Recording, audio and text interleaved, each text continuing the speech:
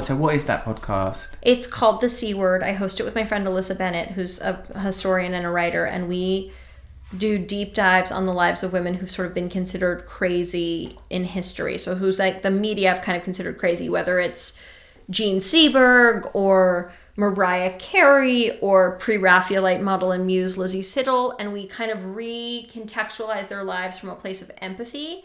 And also, like, Alyssa knows a lot. Well, we both used to love pills and be like really crazy people who were like bad girlfriends. So we kind of try to draw on the well of experience we have. And I talk a little about being sort of publicly considered crazy and like paparazzi and da-da-da. So it's kind of, we're coming at it from like, she's got the historian point of view.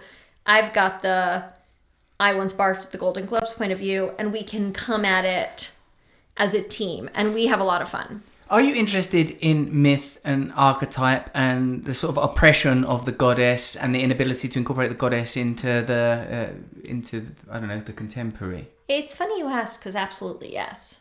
Yeah. What you just said is really up my alley, and I'm interested in the way that we like feel the need to kind of create deities and then destroy them, and the need that people feel to see women that they're attracted to suffer, and the kind of Madonna whore thing that we're playing out with every female public figure. And then also like how I think that the entire trend of having television exclusively about men who hunt and kill women, because every TV show now is basically about like people who are looking for a murderer who like kills women and leaves them in an alley or whatever.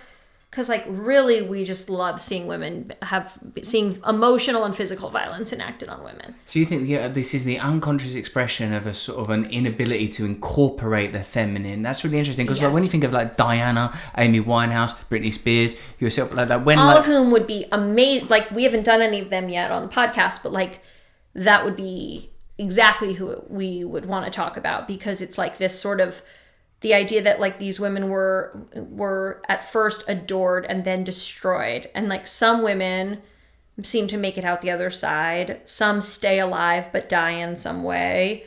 Some like, you know, Lizzie Siddle like literally like, you know, drank poison and laid down in a boat. Like it's just so...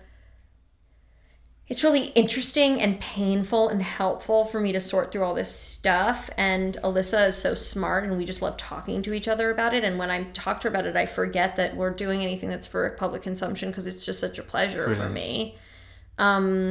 So that's been a really... And I also like that it gives me an opportunity to say, like, to express some anger, which can be healthy to express. Like anger at the way that you've been sort of handled. Because I think there's some sense, especially with women, that we're supposed to like, you know, get what we get and not get upset. Like you're supposed to take what's given to you and say thank you a million times. And like sometimes you get sick of doing that, and you can still be getting angry doesn't mean you're like irrational. No, you're quite right. That trope exists when it's a good way of asserting power, by condemning the power that opposes you as irrational. The only anger I have at any ex-boyfriends, I don't care if anyone cheated on me. I don't care if they screamed at me. I don't care if they made me look like an idiot at a party. But if they treat me like I'm crazy or like I'm too much or like my reactions aren't appropriate, it can get really dark. In here, I don't like do anything. I wouldn't hurt them or the girlfriends. Yeah, right. No. It's just so mentally. Yeah. For me. Hope I've not done that. Hey, you know, you might like this book. I'll get it for you. It's by James Hillman called The Soul's Code, where he talks about the realizing your innate qualities. And the one thing you would be interested in pertaining to what we were just talking about was the examples he gave of Judy Garland and Josephine Baker. He said like that Judy Garland forever was condemned to sort of live in the sort of frozen moment of Somewhere Over the Rainbow, this ultimate ethereal, mysterious, rootless sort of song and motif and idea of the female. He said that she sort of somehow lived that out, unable to realise herself beyond that. Josephine Baker, he said, on the other hand, like was after her career as a dancer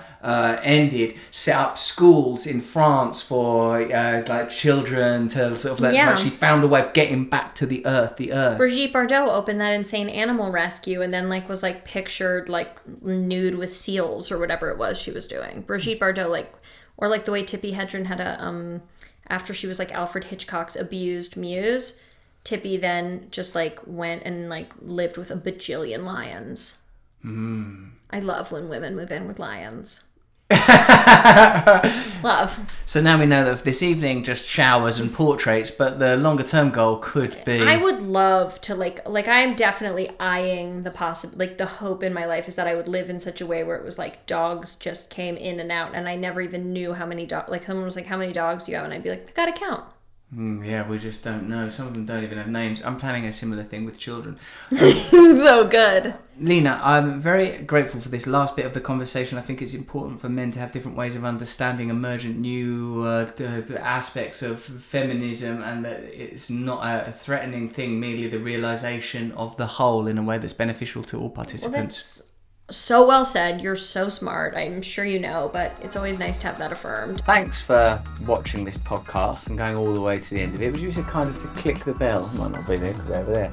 And subscribing so that we can infiltrate your serenity and peace of mind with jangling bells and buzzes. Thank you.